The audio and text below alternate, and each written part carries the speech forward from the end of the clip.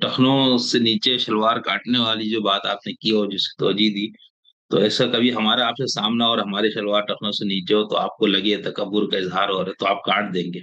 मैं तब काटूंगा जब आप मौलाना अमीन हसन इस्लाही और मैं मौलाना फराही हूँ और मेरा आपका वो ताल्लुक हो। अच्छा, ये तो आप पहले अमीन बने और मैं फराही बनूं तो फिर होगा। असल में मौलवियों का एक और जो बहुत बड़ा मसला है, मैं इसको कोई इस्तख्फाफ पे मामूल मत कीजिएगा, हमारे भाई हैं, हम खुद उसी मट्टी से उठे हैं, इसलिए मैं किसी दूसरे पे तनकीद नहीं करता, अपने आप पे तनकीद कर रहा हूँ, खुद मैं मौलवी हूँ।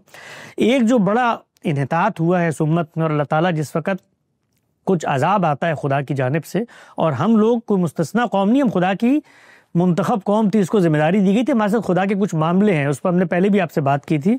तो इस वक्त एक बड़ा इब्तला और बड़ी आजमाइश है इस उम्मत में, वो ये कि इसके जो मजहबी हलके हैं, अल्लाह ताला ने उनके अंदर से जो हिस्से लतीफ़, हिस्से जमालियात और अदब का ज़ौक़ होता है वो पूरी तरीके से छीन लिया है।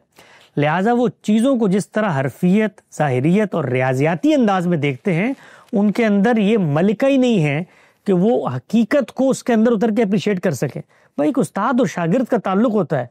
मैं तो अपनी सादत महसूस करूंगा कि अगर गामदी साहब किसी दिन मुझे कोई खिलाफ शरा काम करते हुए देखें तो मेरे कान के नीचे 2 चपट लगा दें, ये मेरे लिए बाइस सादत होगी। लेकिन इसको मैं किताब में लिखूं और किताब में लिखकर लोगों के लिए उसूल बनाऊं कि देखिए उनके तो एहतमाम इस तरह इस चीज़ का था और देखिए इनका ये नहीं, और भाई उन्होंने एक चीज़ को समझा हुआ था, दीन का हिस्सा, वो उसका इतलाक कर रहे थे, हम भी उसको दीन का हिस्सा समझते हैं, इतलाक नहीं करते, इसलिए कि इल्लत नहीं पाई जाती।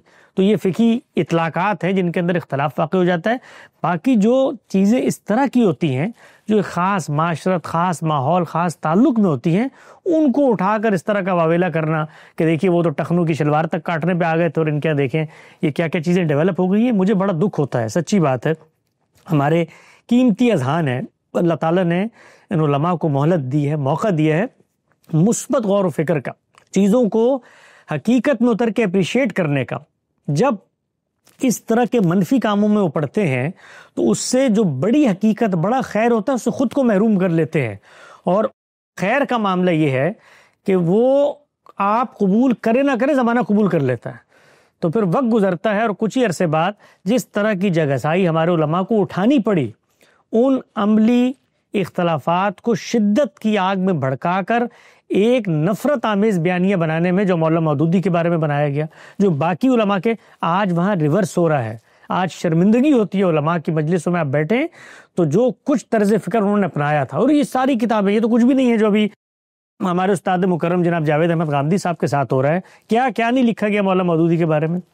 यानी एक मौदूदी 100 यहूदी और अमेरिका के डॉलर आते हैं और ये है और वो है। आज वो इमाम दुनिया के उफक पर ऐसे रोशन सितारे की तरह चमक रहा है कि खुद इनकी फिक्र के जिहादी उनसे इंस्पिरेशन लेते हैं। और कभी फिक्री माखज़ देवबंदियत का तलाश किया जाए तो वो सारा का सारा मौलाना मौदूदी की सियासी फिक्र में निकल आएगा। तो इस तरह की चीज़ों पे उलमा को गौर फिक्र करना चाहिए। ये ज़्यादा देर नहीं चल सकती, इसका कोई हासिल नहीं है सिवाय इसके कि हकीकत सामने आ जाएगी और फिर आपको नज़रें झुका के शर्मिंदगी से तावीलात करनी पड़ेंगी।